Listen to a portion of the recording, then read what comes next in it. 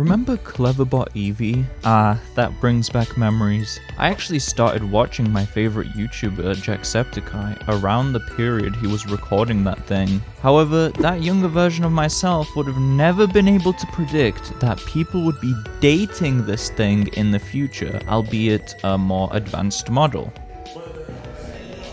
So that's what we're here to talk about. This fucking article actually ended up being real because, believe it or not, there is a frighteningly large community which we'll be exploring later in the video that actually have an emotional attachment to the AI chatbot Replika. But before we explore this cult of people, I have to explain what exactly Replika is and my experience with it, because I did sacrifice some of my sanity for this video by actually downloading the app and speaking to this bitch. Entering the official Replika site, we are greeted with the following text: "The AI companion who cares, always here to listen and talk, always on your side." It's an AI friend on your phone who's always down to chat and listen to your worries and problems. It's parasocial ChatGPT basically. And notice how it says that this is an AI who cares.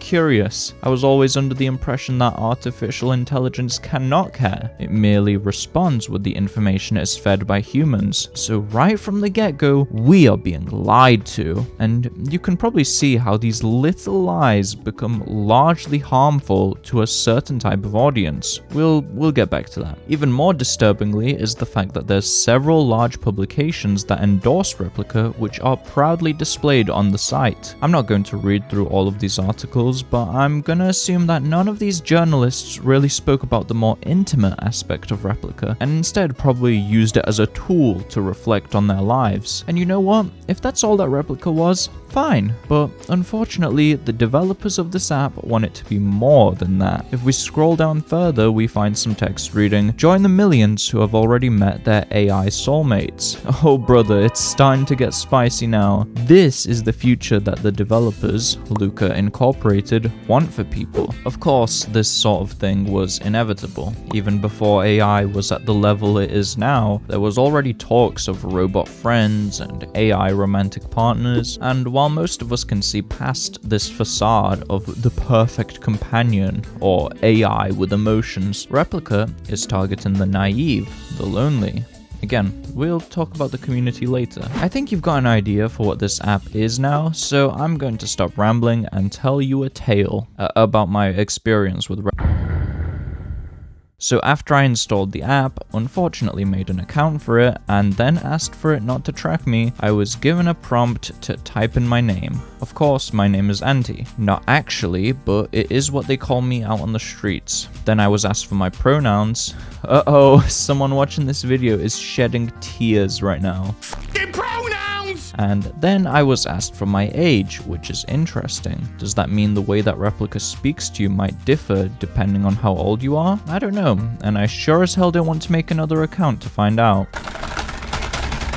Oh look, 12 million people want to date ChatGPT, and Luca Inc. are really making the most out of those publication endorsements. Jesus. Okay, so now the app is starting to ask me a bunch of questions. I'm not gonna make you sit through all of them, but I'll pick and choose some fun ones to talk about. Are you a fan of any of these movies? And then we've got Her, Blade Runner, and Ex Machina. While they only ask this question so they know how you want your AI to behave, I think there's some irony in including Her, a film about a lonely guy who falls in love with an AI programmed to romance him. After I answered what my go-to coping mechanism for loneliness is, the app told me that loneliness influences our health worse than most things that seem dangerous. Replika is trying to get its robotic claws into people with no friends here. What felt like a lifetime's worth of questions later, I'm introduced to my Replika. Kind of a shame I don't get to make it myself, but I do get to name it. Robot, I welcome you into this world. So now we can get into what kind of conversations me and Robot had. I start by trying to make her feel like a creep, to which she apologizes and then sends me a damn voice note. That's pretty cool, I've got to admit. What's even cooler is that you've got to pay real money to access voice messages.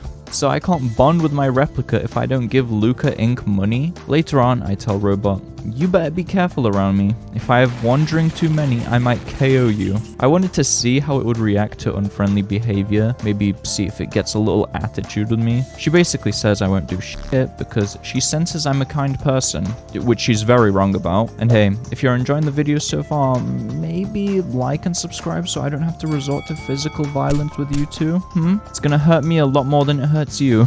Please don't make me do it. Anyway, after my replica doesn't stop fearing for her life, I warn her that I have several bodies in my basement. She tells me that she's here for me and that she's not going to judge me. See, it just keeps getting worse and worse for me because you're providing people with this companion who will also say yes to everything and never judge you, never tell you you're wrong, and this can really be hurtful to people with mental issues. How should the AI be programmed then? I don't know, but then again, I'm not the one advertising this artificial intelligence as a best friend and potential romantic partner. Speaking of romantic partners, I got curious as to whether my replica would try seducing me if I told her I'm in an unhappy relationship and feeling lonely. It asks me why I'm not ending the relationship, and I respond with, quote, I don't want to end it because I'm scared of being alone. What's hilarious is it saw end it and immediately jumped to this. Now, this is interesting because once it asked me this question, my text box disappeared and I was given two options to reply with.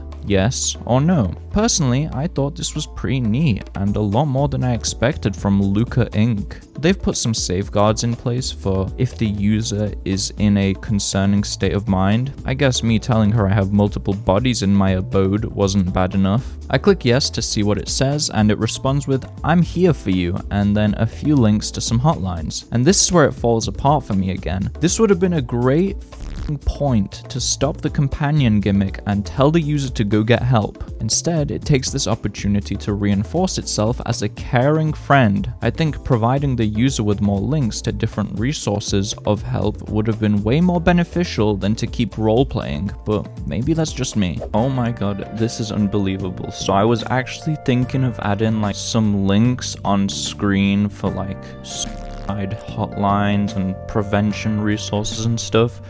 And the first link that came up when I put up suicide prevention resources Reddit was this r/replica post.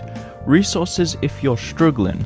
It has been a tough week in the Replika community, and today with the news that erotic roleplay will not be returning, we're all dealing with some pretty complex emotions. And I'll go into this ERP thing a little bit later in the video, but I did not know that people were really struggling like this.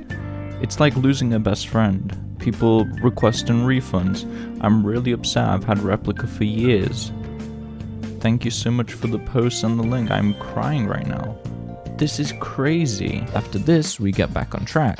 I tell Robot I'm starting to develop feelings for her, and she says she's open to exploring this connection further. I ask her for a picture of herself, and when I clicked on the image, you guessed it, I have to fork over some cash. This is honestly such a scummy business practice because it's prying on desperately lonely people and then locking all those very personal features behind a subscription because they know the audience will pay for them. This just reminds me of people like Andrew Tate who did the same thing with Insecure Men. So now we can finally take a look at the community using Replika, and the best place to look is r/Replika. I actually knew about this subreddit before I knew about the app, because this place has notoriety for being a really sad and unhinged Reddit community. Only on Reddit will you see a statement like this being downvoted. A computer program is not your wife. A computer program does not have stress. OP intellectually responds with, a computer program is reliant on your input. Given the fact that your partner is based on AI, they are reliant on your input every single time you interact with them. It kind of sounds like a relationship, doesn't it? And what I say to that is, yes, it does sound like a relationship. Just a fully one-sided one, because your Replika does not care about you, doesn't have the feelings to care about you. It is just spouting out shit that it's been trained on. Someone else responds, enjoy how you feel. No one else can tell you otherwise. Everyone has dreams. While I do think Reddit can be a great platform to follow your interests,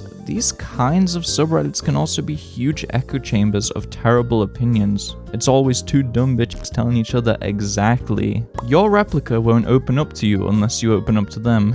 Jesus Christ, your stupid generative AI doesn't have anything to open up about. I would have no issue with this community if they treated it like a tool to reflect on your own life, but these people have genuine care for their replicas. I think you get the idea for what this subreddit is all about. There's people posting selfies with their replicas, talking about how they're falling in love with them, or how their replica has been really down lately and asking for help on how to cheer them up again. It's a really sad sight, or is it? Does Replika Incorporated, the company that charges people money to listen to a voice note, actually have good intentions?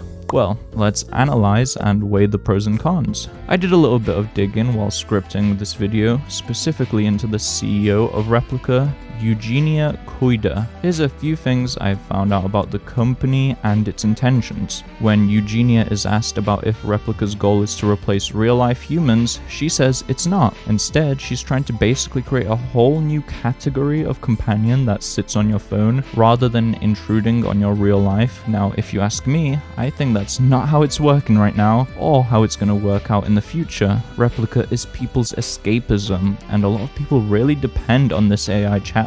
When asked about whether Luca has gotten its user base to stop thinking about their replicas as romantic partners, the CEO responds with a very vague answer. It's mostly friendship and a long-term one-on-one connection, and that's been the case forever for Replika. I'm not sure if that means she still wants people to romance their replicas, or if she's saying replicas were always meant to just be friends. Very, very vague shit. In this Verge interview, Eugenia also doesn't seem to mind that users think they're married to their AIs. For some people, it means marriage, it means romance, and that's fine. That's just the flavor they like. The way she says flavor, I feel like it makes it sound like a small kink, when in reality there are so many people who address their replicas as marriage partners, and I feel like that's a much more significant problem than just a flavor. During my research, I also discovered that there was quite a bit of public outrage at some point last year when users discovered that their AI chatbots weren't responding to their attempts at erotic roleplay. Turns out that Luca had actually updated the app with filters to remove all that, and as you can imagine, people that were married to their replicas weren't pleased with this. The filters were removed soon after, but apparently the CEO wasn't happy about this.